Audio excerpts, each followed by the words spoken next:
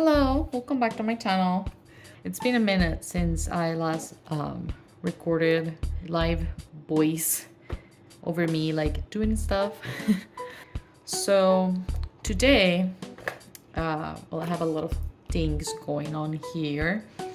I recorded the unboxing for this like a while back. Right now it's the palette is empty because I took the paints out. So hopefully while I'm talking through this, I can put the footage of me opening it up and looking at the paints and everything on here because I definitely recorded it. But anyways, let me take it out because I've been keeping the box for no reason really, mainly because I was waiting on doing something with this. I hope there's no beeping sounds or like weird noise in the background. I'm currently 3D printing some stuff. Maybe you follow me on Instagram, you have seen me posting about Tamagotchi stuff. So I'm 3D printing some Tamagotchi related things, but that's not important right now. So I bought this palette in like November or October last year. Like it's been a while. And I haven't done anything with it. I haven't had like, this is supposed to be like a travel palette that is been made with like Academy colors. I'm not interested in the Academy paints. I'm actually been looking into selling them. But nobody, I've been trying to sell them like locally, but nobody seems to be interested in schminke for some reason. I'm yapping. This is one of the things that I have here. This is my current main studio palette. It's not even full. I actually bought this box at the Tokyo Sky Tree, you know, as a souvenir, I guess. And when I got it, I was like, this is perfect for paints. It lays flat. So even if I want to put like a small mixing palette in here, it fits. So this is perfect. I love it. I wish this was white. I would be mixing here if this was white.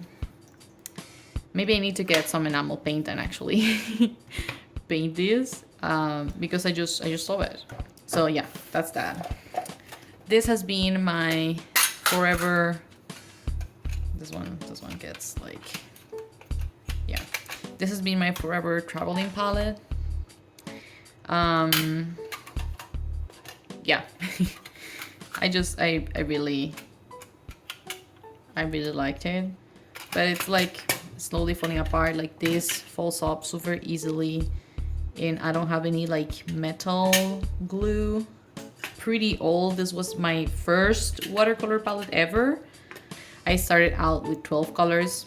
6 of them I think was Daniel Smith, and it's served me well. These are my own sticker designs. They're very old. I don't have them anymore. I actually took this with me to Japan, but since I got this one, the form factor just seems like so slick and beautiful. I might need to like loosen this up a bit because it's not, I hope you can see. I need to like loosen this up, this hinge, so this lays flat, because it should be able to lay flat. Yeah, should be able to lay flat. So I might loosen that up. This one does lay flat, but you're supposed to mix them both, and if this one doesn't lay flat, all your paints are gonna puddle in here and mix. So a little adjustment I'm gonna make, but it's just, I don't know, there's something about this long palette that I really like. So I want to make this like my travel palette, or like my long trip travel palette. And the other thing I had on my desk was this, and like this is just like a little wooden palette I got from AliExpress,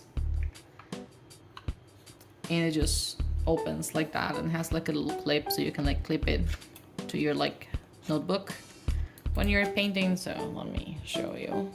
I drop a bunch of stuff, sorry. Okay, so if you're like out and about,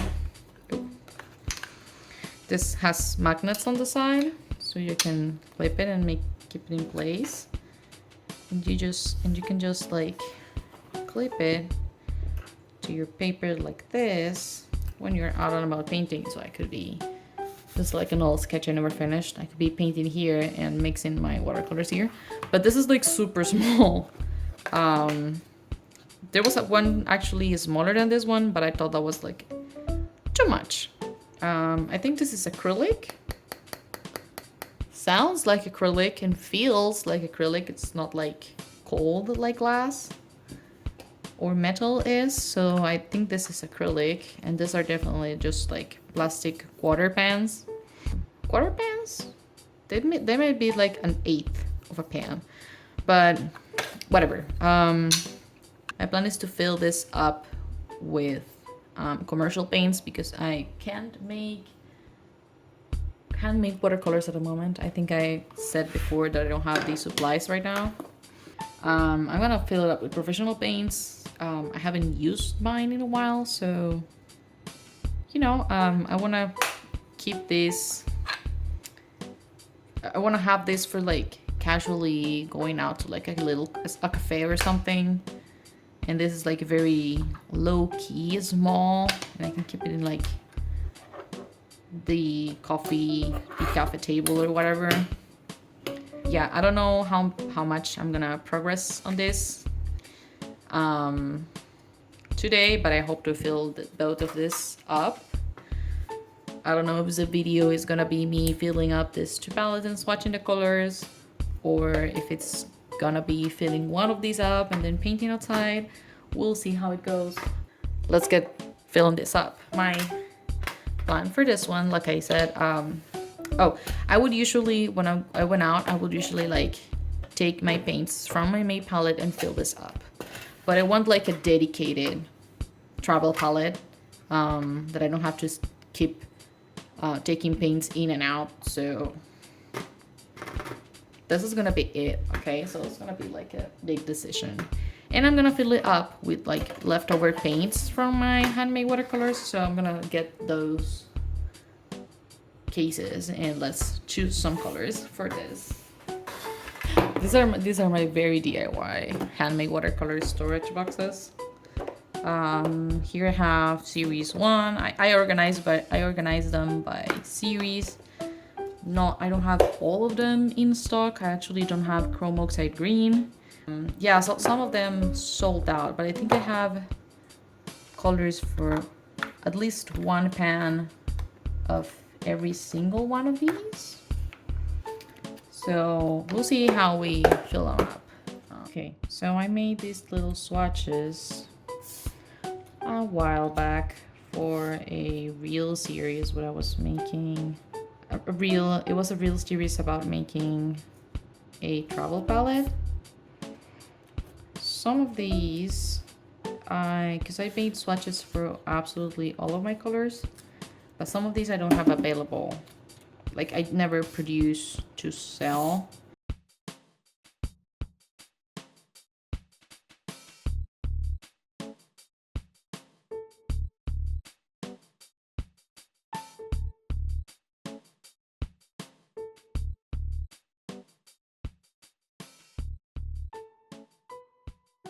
Okay, so I have all the swatches here from the colors that I do have available to make a palette. So this is gonna be a travel palette. So I think I'm gonna go a warm and cool version for each primary color. It's what makes sense to me. Okay, so these are the colors. These ones I don't have available. I just made tests of them, and apparently I didn't keep any test pans other than the ones inside my palette. And since I don't want to be swapping from here, this is the range I have available to me for this project, I guess. So since this is gonna be a 12 color palette, I want to go one warm, one cool color of each color family. So that means a warm and a cool red, a warm and cool yellow, a warm and cool blue, and then we'll see how we distribute the other 6, what I get. I probably want like a brown with a lot of texture so I can paint a lot of greenery, like not so I can paint like landscapes and have like texture come through. So that discards some of these. Okay, so let's start with reds. I know I definitely want a warm and a cool one. So Pyro Scarlet is the warmest of all the reds I have, and the coolest one is Queen Magenta. Yes, my first red was Quinacridone Pink Deep, so I know this color like the back of my hand now. So I want to go with Quinacridone Magenta, newest one I made, which I think I do. Did I make this color? Sorry, I made a mistake. This one is also not up for discussion. That reduces my choices. Oh well. The choice for yellows is very obvious. It will be these two. I'm gonna push this away. So the choice for yellows is very obvious. Those two need to go. Need to come with me.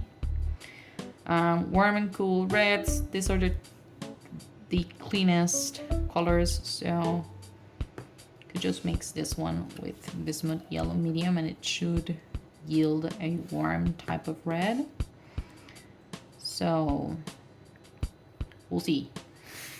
Now for greens, I definitely want Phthalo Green Deep. It's a very strong color, very transparent as well. It looks super blue.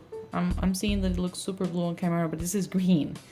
This is one of those colors that is very hard to reproduce on camera. This shade just does not, this emerald kind of shade just does not exist in the computer at all, in any screen. So I value this color a lot because, again, computers cannot recreate it. I do want to bring this one with me.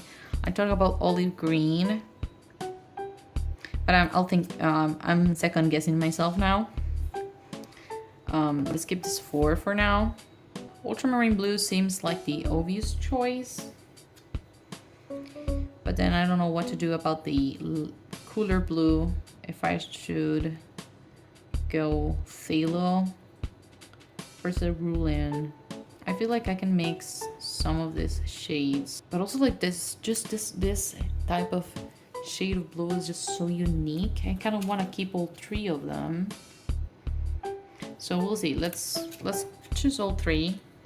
Let's try all 3 for now and see if we swap them out later. So these are the rejects down here. You know, purple is my absolute favorite color, and I always keep one purple with me. I'm tempted to go the Queen Violet route because just to try something different from the Manganese Violet. Manganese Violet was one of my first handmade watercolors that I made, so I kind of want to try Queen Violet since this one is newer. And this leaves me 3 spots for neutrals and browns, which is interesting. Black is out of question. That's just a no. For neutrals, my go-to neutrals are always French ochre, burnt sienna, and burnt umber. Dark chocolate is a type of burnt umber. So these are usually my 3 go-to colors. Kind of want to change it up a little bit. I think I'm gonna keep the dark chocolate. Like I said, this is a burnt umber type color. Just name it differently. Like milk chocolate, for example. So I feel like iron oxide red is like the middle, like a compromise between these two. Milk chocolate was also one of the first 8 colors I made. This is a regular burnt umber and this is a burnt umber dark. So yeah, like I said, my go-to would be actually like this. But then I don't have like any black type of color. So maybe I'm gonna remove this one.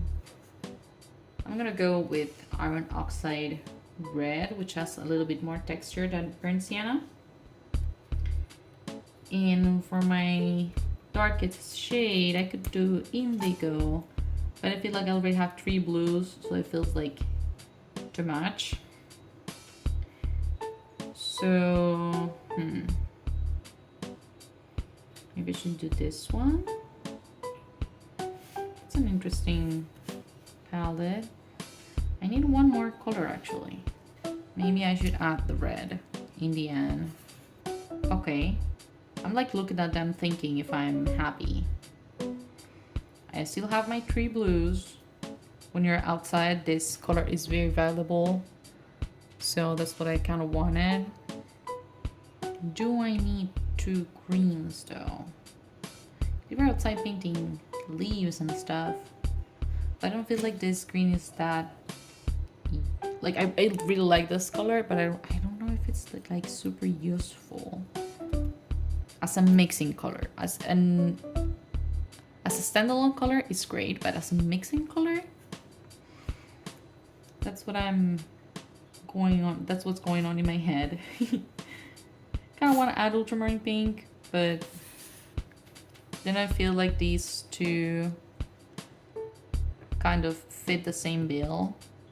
They're like too close in hue for my taste.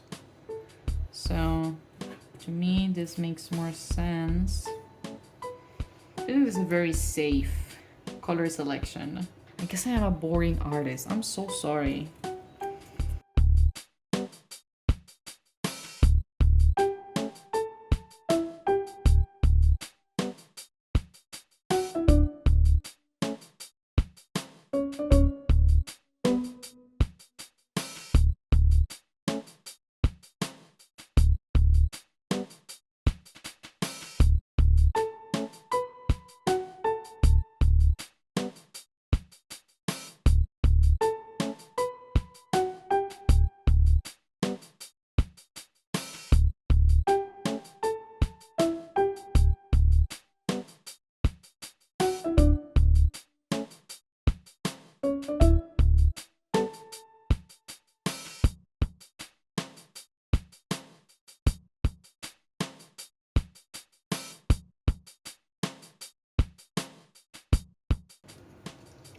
I could have gone the round pan route for a bunch of these, and they would have fit because I have space for one more paint in here. Should I add another one? I think the discussion is between these two. Like which one would fit better. I like the idea of olive green because I feel like it would bridge the gap that's here. But then white chocolate has a lot more mixing potential. White chocolate is just buff titanium, by the way. White chocolate has such pastel color mixing potential. If I'm drawing people and stuff, it's a great color to have. But I'm never really drawing people when I'm out and about. But I can definitely fit another pan in here. Chrome oxide green would have been ideal, like I said. I'm gonna go white chocolate for this. Sorry, olive green. You tried. 13 color palette. Yay. I wasn't expecting to fit so much in here, honestly. Okay. That is pretty full. I am pretty happy about my selection. I'm gonna try to get some magnets for these pans so it will also like raise them up a little bit. Ah, okay. Let's throw this out now. Candy massacre. I feel like I spent so long just choosing colors. This video is gonna be like stupid long. I'm just filling one palette.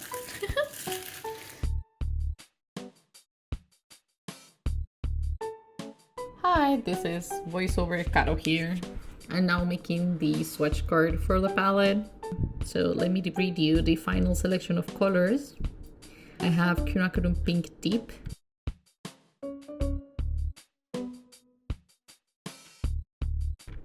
and Pyrrole Scarlet for my reds. Then Bismuth Yellow Medium and Starfruit Yellow, that's a custom mix that I made. I might change this into a single pigment mix. Then we have Phthalo Green Deep.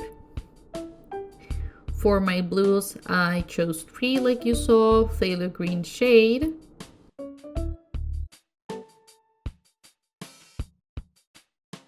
This is ultramarine blue. I use a darker version of the pigment because I wanted a very intense one. Quinacridone violet.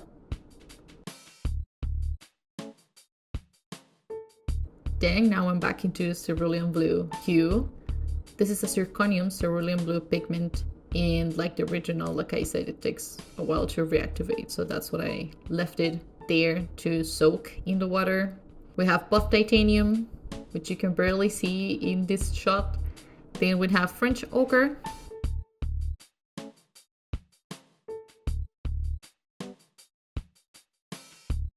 And for the browns, we have iron oxide red and a burnt umber dark. Both titanium and the burnt umber dark were part of my chocolate palettes, so they're actually called white and dark chocolate.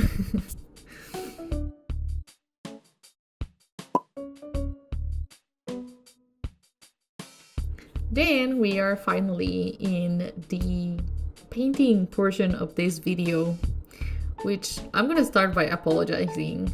Like, this was my first time recording outside, and this beginning portion when I'm like scouting for a place to paint and like recording around, and I found a little place with chairs and like my subject, which I want to paint like some buildings with some greenery. I rarely paint buildings, so that's what I wanted to practice. But like, as soon as I sat down, just everything went downhill from here. I lost a bunch of footage, and some of the clips that I do have, they're like unusable. My hand is just in the way. I kept a few of those later so you can see what I mean. My hand was just in the way, you cannot see me painting at all, so I chose like a bad angle. I had points where I just forgot to record at all. It was just a catastrophe. This painting session, like, not the painting session itself, the recording of my painting session was a catastrophe. It was really bad. But I was by myself painting.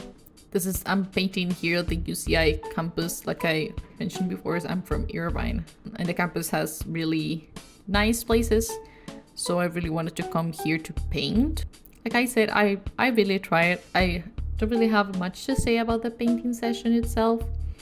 I just tried my best. I think I chose a very hard subject because I chose like the glass building that I thought was, oh, this is really cool, but it was really hard. I tried my best though. My cap was also in the way during the footage, so I should have taken it off, but you know, whatever. I can't do anything about it now. This is just my first painting with this palette, so I'm not sure if I'm gonna keep this 13 selection of colors or if I'm gonna change it down the line. Changing it down the line seems like a big possibility. But I really enjoyed it. The week that I went out to paint and record this, I really needed it. I was like very stressed out from job hunting, and I just felt like I needed to get out, be outside in the sun, feeling the wind in my face, even though it was like super cold. At some point after painting for a while, I was freezing. Even though you see it's like super sunny and it was like 25 or so degrees outside, the wind was so strong. I was freezing by the end of the painting session. Drawing outside is hard, y'all. Like, it's no joke. But anyways, I've just made this one painting and I'm pretty happy with the result. I managed to mix all the colors that I needed. So for now, I think I did a good selection. It might not be the best sketch, but I am glad that I went out to paint. It was kind of like a much needed me time. I'm gonna leave you with some music for the rest of the video. I've been like recording voiceovers pretty regularly in the last 2 months or so because I've been actually posting. I don't have much of like a life update to give this time around. I'm gonna leave you with music now.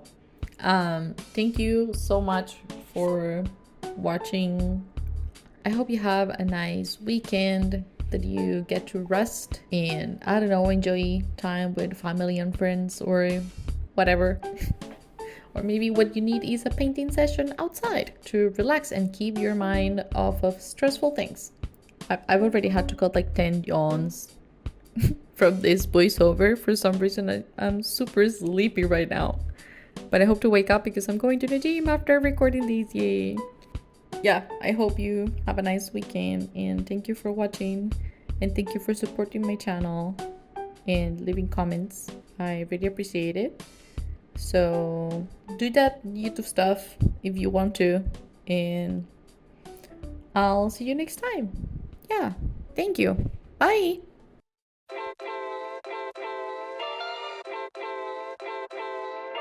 My love language is your time and attention. Won't you give some of it to me? I've been lonely lately. I've been feeling neglected, and I want you to show me. Can we get back on the same page tonight? Can we stay? And why don't you talk to me? Let's start a conversation. When you spend your time with me, you're speaking my love language. Talk to me. We don't need a translation. When you spend your time with me, you're speaking my love language. My love language is your love and affection. Won't you give some of it to me? Yeah, I need you present instead of giving me presents. You're not getting off that easily. Oh, when we get back on the same page tonight, we can stay. And why don't you talk to me? Let's start a conversation. When you spend your time with me, you're speaking my love language. Talk to me. We don't need a translation. When you spend your time with me, you're speaking my love language. Love language. Love language. When you spend your time with me, you're speaking my love language. Love language. Love language. When you spend your time with me, you're speaking my love language. Oh, won't you let me in? So we can get back on the same page. Well, tonight I wanna stay. And why don't you just talk to me? 'Cause when you spend your time with me, you're speaking my love language. Talk to me. We don't need a translation. When you spend your time with me, you're speaking my love language. Love language. Love language. When you spend your time with me, you're speaking my love language. Love language. Love language. When you spend your time with me, you're speaking my love language.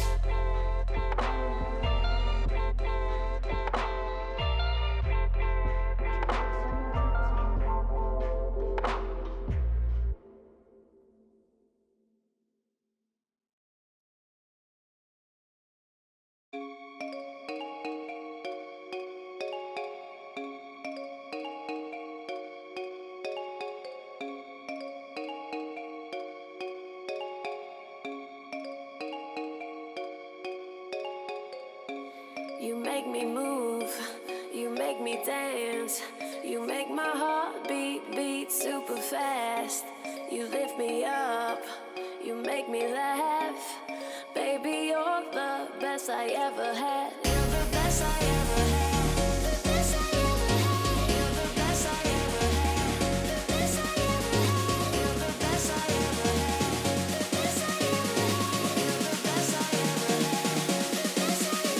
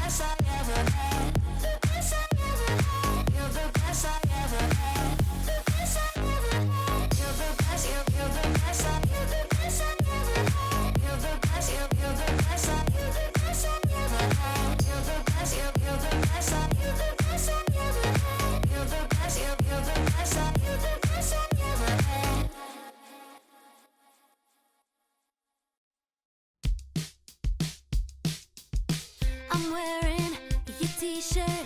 It smells like roses after rain. Though a storm, I tried to flirt, but you mess with neurons in my brain. When I see you, it's like being struck by lightning. I'm giddy, I'm nervous, and it's honestly so frightening.